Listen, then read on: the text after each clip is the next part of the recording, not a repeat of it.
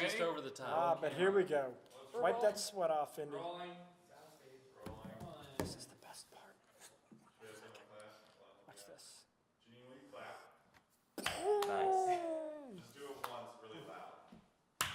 Cool. That's not real. Yeah, so we're talking brand challenge. Brand challenge, really, it's that foundational, very human-centered problem that brands solve for their consumers, for their customers. It's about getting people. To get people, you have to understand that they live in a context. It's not just data. It's not just demographics. It's not just focus groups and things like that. It's experiences that can be complex and cultural, and they're sometimes very irrational. So to understand those sorts of things, you really have to be immersed in an environment. You really have to spend time with people and use that kind of insight to inform how you understand them, how you understand the challenges that they're facing, and how you understand the products and services that you're able to provide to make their lives better. There are people who walk a day there and back to get water for their family.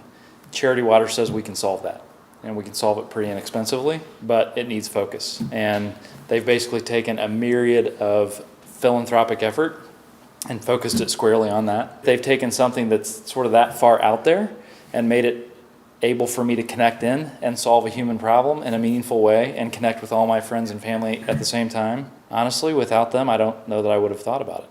In the case of Charity Water specifically, is that they were not the first folks to try to crack this code. Clearly, there are a lot of people trying to solve that same problem. First heard the CEO talk about his story of how he got from where he was to clean water. What the brand does is it really supports that story. The reality is that this is an easily solvable problem. Everybody can participate. Like 8-year-old girls are giving up their birthday to do this, right? So surely I can. So I think it's just the clarity, if I could say the cleanness of the brand, that really makes it so easy to engage in. And they're seemingly the first one to do that and make it that clear. Mm-hmm. And their timing, I guess, around the ability to engage people at the kind of campaign level or at the individual level, turn you into a force multiplier, right? They've literally made that so easy to the fact that your water and your well is in this particular area, and it's happening and it's coming to fruition, which I think is what a lot of not-for-profits haven't done, is shown that final ultimate end. That's really profound and really important in getting the engagement of folks like us here who may take it for granted when we're able to connect to that story, the story that has a person or people at the end. I really love that element of social responsibility. Warby Parker, I think, is another company that does that well. Their focus is really well designed, high quality eyewear at a super low cost. They were able to disrupt that whole eyewear market. They donate a pair of eyeglasses for every one that somebody buys. So like Charity Water, they're incorporating an element of social responsibility in solving your own human need, but at the same time also solving one of others, which really ties into the millennial generation. They want to make sure that the product they're buying makes a difference. Right. And I think that's very meaningful, and brands are almost obligated to do that now. You can do the thing you want to do, but also support somebody else gaining something they need. Yeah. By our very nature as humans, whether we like this or don't like it, we are tribal people, right? And we want to connect with folks either with similar interests or similar backgrounds. One of my favorite brands is Yeti Coolers, which is a cooler company that makes a product that is just orders of magnitude better than anything that had existed previously. I mean, they did a lot of things right, but I think what they understood fundamentally was, A, coolers should keep things cold. Ideally, the longer, the better. So the bottom line was the product kept stuff cold. In addition to that, they're impossible to break. Yeti went almost exclusively after hunters and fishermen. They kind of divined that was kind of the pro class of the outdoor cooler user. So it's really hard to turn on a hunting show today or a fishing show on cable television where a Yeti doesn't make an appearance. I think they really got that the notion of brand and product were inextricably linked. Yeti trucker caps became an actual kind of product line for them. You're part of a club if you own a cooler, right? I mean, that is how deep the connection was and how profound the challenge was that those folks were able to solve. I think that there is a certain freedom that companies have when they are confident in their brand challenge and that they know that they own it. I think that it really transitions into things like their website and their messaging and their sense of identity. And I think things like that can really start to come through to their target audience. There are implications around affinity groups and belonging for B2B companies, for software companies. I know that folks in my industry look very closely, very frequently at what the thought leaders are talking about, what they're using, what they're spending their money on, and that certainly drives purchase behavior at the B2B level as well. So these are lessons that don't just apply to beer makers and motorcycle manufacturers and airlines, but have very real implications in the B2B world as well. Exactly. I think Nathan and I were talking about, MailChimp. That's a B2B service that has remarkable community built around it. And what MailChimp realizes is that people have personalities. People that run businesses have personalities. And when you make them happy, when you delight them, they like that. They become loyal, like fanatically loyal, like you said, in MailChimp's case. And it's worked for them because everything else that everybody was exposed to before that, it wasn't human. It was treated, everyone was treated like a machine. This idea that they kept not just personality at the forefront, but relationship. The organization is going to seek to be in relationship with the customers, and the organization is going to seek to reflect its brand, not just in brochures, but in every jot and tittle, in every detail. They built that into not just marketing materials, but into the product as well. And I think you can't undervalue how much of an effect that's had, not just on how people feel while they're using it, but literally how effective they become when they're in that email marketing tool. Feels like a lot of the brands we've talked about tonight have some sort of sense of belonging or community or feeling like you have peers and they understand you. So it seems like to me like the real challenge is that this has to be real. In other words, you can't kind of fake this and then just plop a brand or a brand challenge or words around it. People are tribal. They're looking for sincerity. They know how to test and decide if it's real. If it's real but then it changes and it's not genuine anymore, they opt out. And this happens to lots of great companies. They lose their way. They lose their focus. Somehow they had something good, and then later they become almost irrelevant, right? One of the brands that I had brought into the discussion today was Lego, and I think they're a great example of how losing focus on brand challenge and getting caught up in kind of in trends and technology really did damage to their brand in the early 2000s. They lost their focus on the brick, right, on allowing kids to play creatively, and they went down this path that was very kind of superficial, and it was style driven, and they kind of lost touch with what was core about the brand.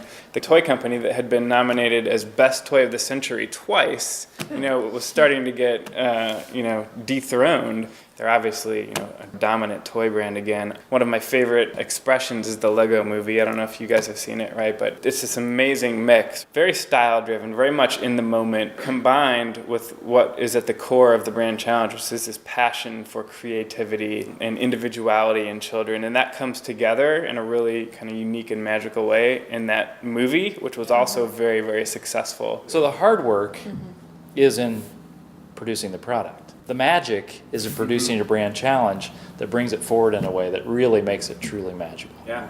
Are there companies that are too big to actually own a brand challenge? I think it is necessarily simpler for a small company to do that consistently, but it is certainly possible for very large organizations to do that as well. I would offer up a company like Walmart. Whatever your critiques are of that organization, they've had a very simple, very clear mandate tied to a very explicit brand challenge from day one. They are about low prices every day.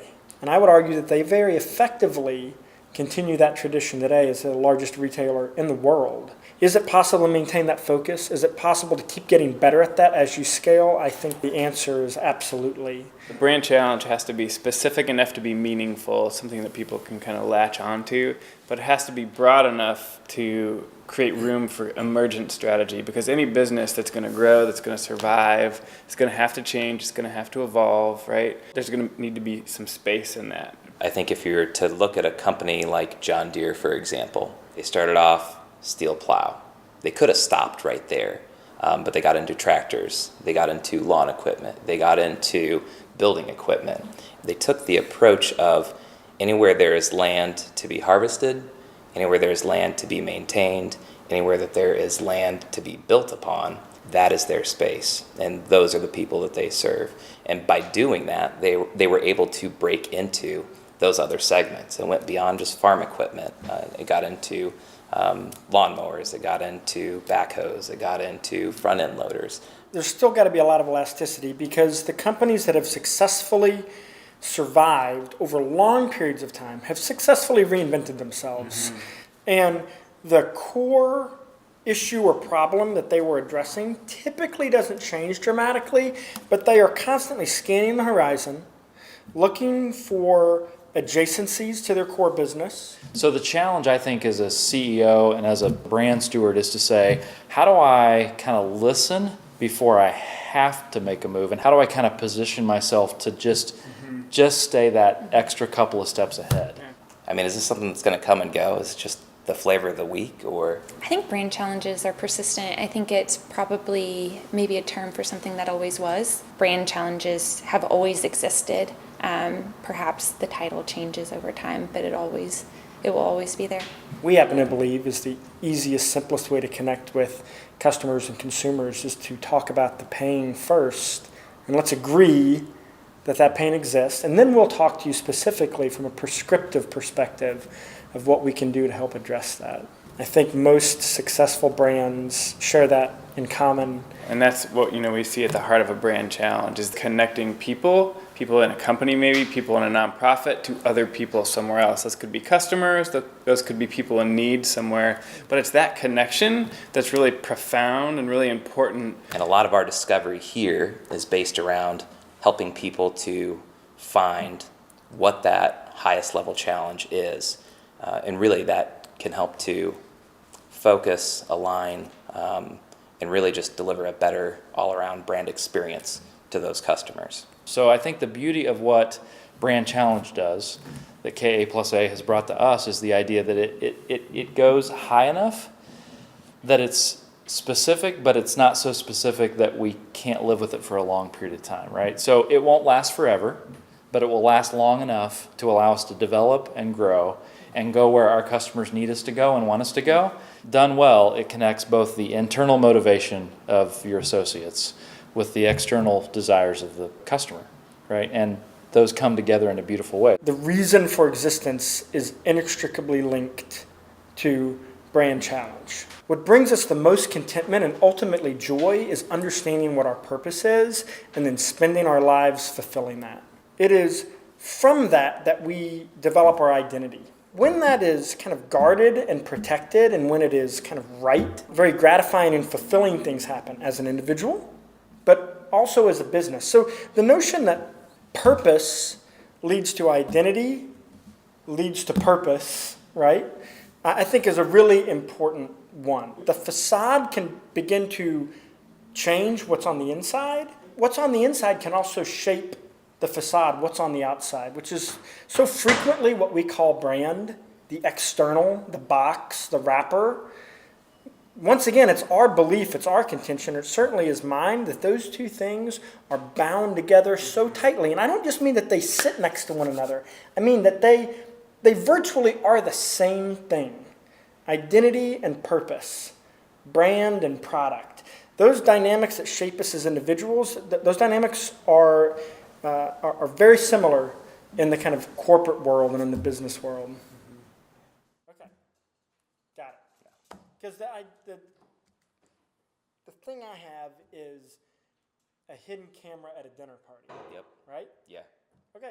Yeah. Did you see Zach had one from Vimeo that he had passed around, and it intros just kind of like very naturally and actually used